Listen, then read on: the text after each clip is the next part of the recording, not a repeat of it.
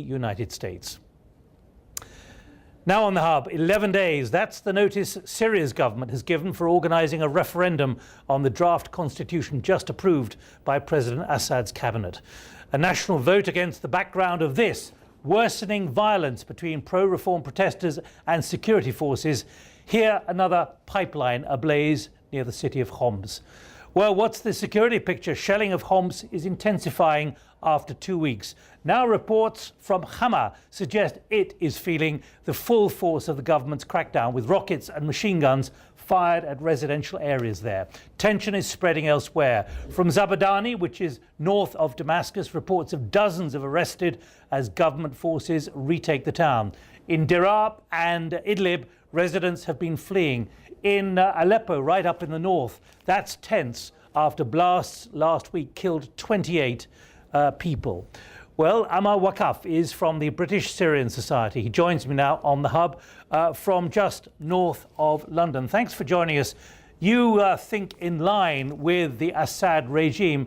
How on earth can you have a referendum, a fair referendum, with less than 2 weeks' notice and all this violence going on?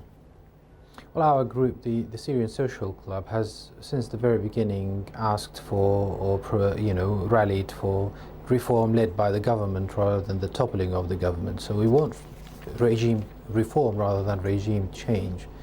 But that's not my question. That's not my question. You're sitting here in Britain at the moment, but my question is very specifically, how on earth do you have a referendum in less than 2 weeks, given the state of violence and instability in the country?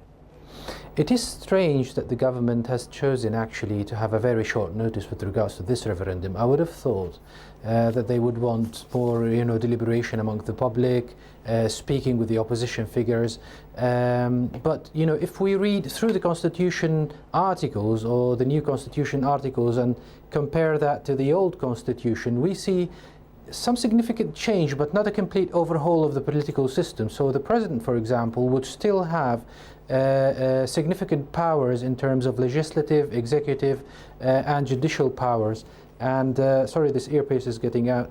So in a sense, what seems to be happening is that the government is saying that okay, we've come like half the way, and the opposition should be coming the other half. Really, it's all very well saying that, though, that you had the Russian foreign minister in Damascus last week, who appeared to leave with certain reassurances. Many are very sceptical. But how on earth do you have a credible referendum with this level of violence? And you've just expressed yourself real doubts about it. Yes, I do have real doubts about it, but let's not forget that the government did have a run with regards to having elections, with the local elections a few months back, really, and they did find that there was a significant participation in those elections. The level of violence was nothing then like it is today. What is important is that people in certain areas, or in the majority of areas, find a secure place to go and vote. It's not going to be the best of votes, I'm afraid. I know, we all know that.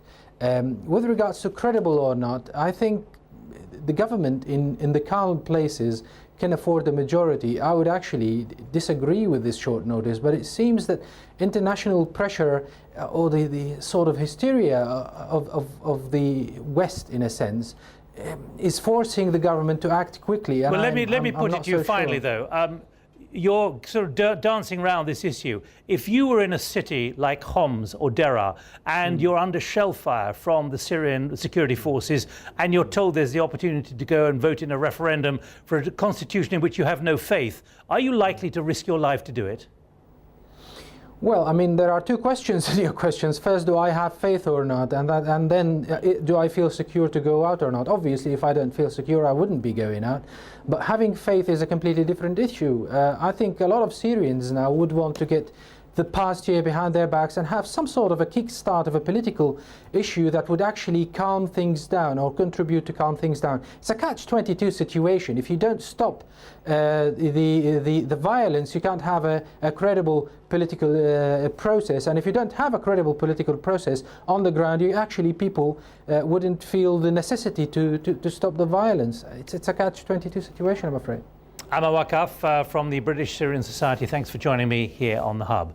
That's the programme you're with. I'm Nick Gowing. The headlines coming up. Plus,